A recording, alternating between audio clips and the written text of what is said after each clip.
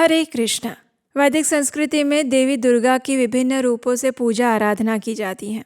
उनके अलग अलग स्वरूपों की अलग अलग समय पर अलग अलग इच्छाओं के साथ अर्चना की जाती है और विशेषकर उनकी उपासना नवरात्रि के समय में होती है। और ऐसी नवरात्रि वर्ष में 4 बार आती है और उसी में से एक नवरात्रि है माघ गुप्त नवरात्रि, जो कि बस कुछ ही समय में आने वाली है। तो चलिए आज के इस वीडियो में जानते हैं कि इस बार माघ मास में गुप्त नवरात्रि कौन से दिन से आरंभ हो रही है, इस दिन के शुभ मुहूर्त कौन से हैं और आखिर माघ गुप्त नवरात्रि गुप्त क्यों कहलाती है और उसमें देवी के किन किन स्वरूपों की पूजा आराधना कैसे की जाती है। इन सब के ऊपर आज हम बात करेंगे। तो आइए आज का माघ गुप्त नवरात्रि कब है, ये विशेष वीडियो आरंभ करते हैं। गुप्त नवरात्रि की सबसे बड़ी विशेषता ये होती है कि इसमें 10 महाविद्याओं की उपासना की जाती है। सामान्य नवरात्रि में हम नव दुर्गा की उपासना करते हैं, उनकी पूजा करते हैं, वो एक प्रकार से सात्विक पूजा होती है। लेकिन गुप्त नवरात्रि में 10 महाविद्याओं की साधना की जाती है, जो तांत्रिक परंपरा का सर्वोच्च शिखर बताई जाती है। महाविद्या का अर्थ है महान ज्ञान। ये देवी आदि पराशक्ति की 10 परम रूपा हैं और ये देवियां हैं। पहली है महाकाली यानी काल की देवी। उनका वर्ण रात्रि से भी गहरा काला होता है। वे अहंकार और अज्ञान का विनाश करती हैं। उनका प्रिय भोग खीर, चावल की खिचड़ी, लाल मिठाइयाँ इत्यादि हैं। शनि दोष निवारण, काल सर्प दोष मुक्ति इत्यादि के लिए उनकी पूजा की जाती है। दूसरी महाविद्या है तारा यानी कि जो तारने वाली है, जिनका वर्ण नीला है। कहते हैं कि वे सभी संकटों से रक्षा करती हैं।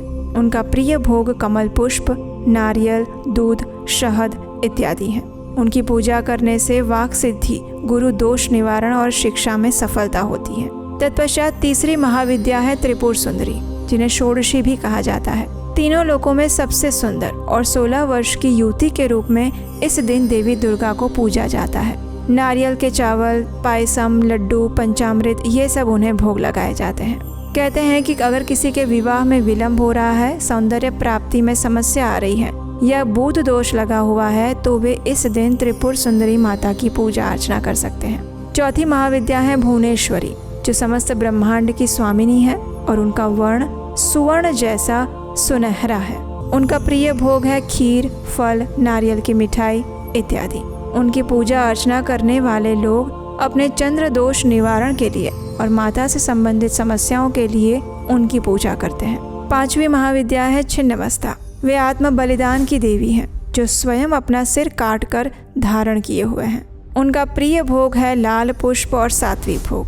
कहते हैं कि राहु का दोष निवारण करना है और मोह और माया से मुक्ति करनी है, आत्मज्ञान प्राप्त करना है, तो कई भक्त छिन्नमस्ता देवी की पूजा करते हैं। तत्पश्चात आती हैं त्रिपुर भैरवी, छठी महाविद्या। ये तपस्या की देवी बताई जाती हैं। वे अग्नि के समान प्रज्वलित होती हैं। वे लाल वस्त्र, लाल पुष्प और सात्विक मिठाइयाँ ग्रहण करती हैं। मंगल दोष के निवारण के लिए, व्यापार में वृद्धि के लिए और शत्रु विनाश के लिए त्रिपुर भैरवी माता की पूजा अर्चना करते हैं। तत्पश्चात आती हैं धूमावती देवी। वे विरक्ति की देवी हैं, जो विधवा स्वरूप में है। वे सादा भोजन स्वीकार करती हैं और सफेद पुष्प लेती हैं। ऐसा कहते हैं कि पितृदोष से निवारण के लिए, दुख दारिद्र्य का नाश करने के लिए और केतु का दोष निवारण करने के लिए उनकी पूजा की जाती है। तत्पश्चात 8वीं महाविद्या है बगलामुखी। वे शत्रु स्तंभन की देवी हैं। वे पीले वर्ण की हैं। उन्हें पीले लड्डू, पीले पुष्प और हल्दी युक्त प्रसाद ज्यादा अच्छा लगता है। और कई भक्त काले जादू से रक्षा प्राप्त करने के लिए, शत्रुओं का नाश करने के लिए इस देवी की पूजा करते हैं। 9वीं महाविद्या है मातंगी। वे तांत्रिक सरस्वती कहलाई जाती हैं। वे श्याम वर्ण की हैं और स्वयं वीणा धारण करती हैं। उन्हें पलाश के पुष्प, चमेली के फूल और बिल्व पत्र अर्पित किए जाते हैं। कुछ तांत्रिक गण वशीकरण की शक्ति में अपनी कला में निपुणता प्राप्त करने के लिए और सूर्य दोष निवारण के लिए उनकी उपासना करते हैं। और 10वीं महाविद्या है कमला, यानी कि उन्हें तांत्रिक लक्ष्मी कहा जाता है, जो स्वर्ण कांति की है और कमल पर विराजमान रहती हैं। वे कमल पुष्प, मिठाई, फल, खीर इत्यादि स्वीकार करती हैं।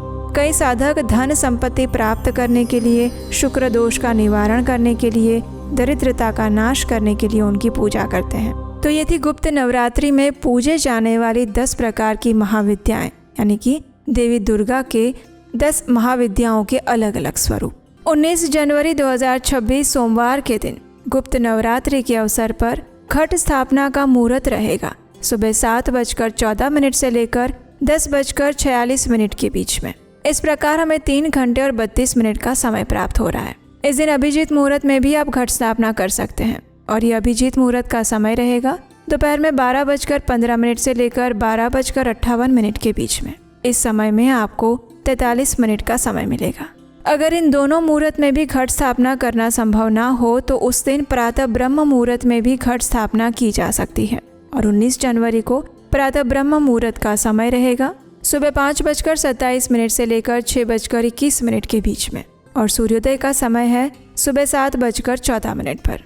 प्रातःकालीन पूजा अर्चना करने का समय है सुबह 5:54 से लेकर 7:14 के बीच में। इस समय में भी घट स्थापना की जा सकती है और सायंकालीन संध्या पूजा आरती करने का समय रहेगा शाम 5:49 से लेकर 7:10 के बीच में। इस दिन सर्वार्थ सिद्धि योग भी बन रहा है और वो बनेगा सुबह 11:52 से लेकर 7:14 के बीच में। विजय मुहूर्त रहेगा दोपहर 2:18 से 3 बजे तक। कई भक्त इस गुप्त नवरात्रि में निशीत मुहूर्त में पूजा अर्चना करते हैं, तो इस दिन निशीत मुहूर्त का समय रहेगा रात्रि में 12:05 से लेकर 12:59 के बीच में। इस दिन सुबह 8:34 से लेकर 9:53 के बीच में राहु काल लगने वाला है, इसलिए इस समय के दौरान कोई भी शुभ मांगलिक कार्य ना करें, घट स्थापना या कलश स्थापना भी ना करें। ये वीडियो उन लोगों को शेयर करिए जो गुप्त नवरात्रि का पालन कर रहे हैं या करने वाले हैं। और अगर पहली बार इस चैनल पर आए हैं तो याद से आपके अपने चैनल उपदेश शास्त्रकम को सब्सक्राइब करके रख लीजिए, क्योंकि यहाँ पर मिलेंगी आपको शास्त्रों से ली गई प्रमाणभूत जानकारी। हरे कृष्ण।